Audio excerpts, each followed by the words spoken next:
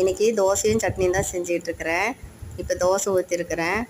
சரி, அடுத்தது முட்டை தோசை ஊற்றலாம் அப்படின்னு சொல்லிட்டு ஃபஸ்ட்டு தோசை வருதான்னு பார்க்குறதுக்காக ஊற்றியாச்சு. நல்லா தான் வருது. இது பழைய கல்.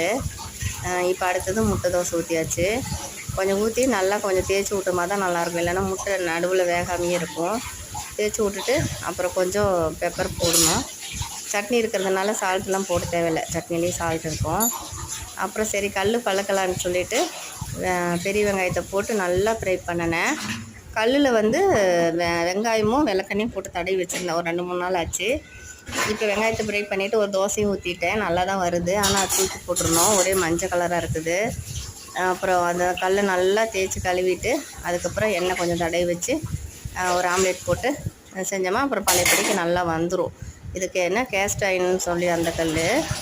இந்த கல் இண்டாலியும் வந்து இரும்பலையும் ஒன்று இருக்குது. சரி, இப்போ தான் வாங்கினோம் கேஸ்ட் அயர்னு. முட்டை தோசை சட்னி ரெடி ஆச்சு.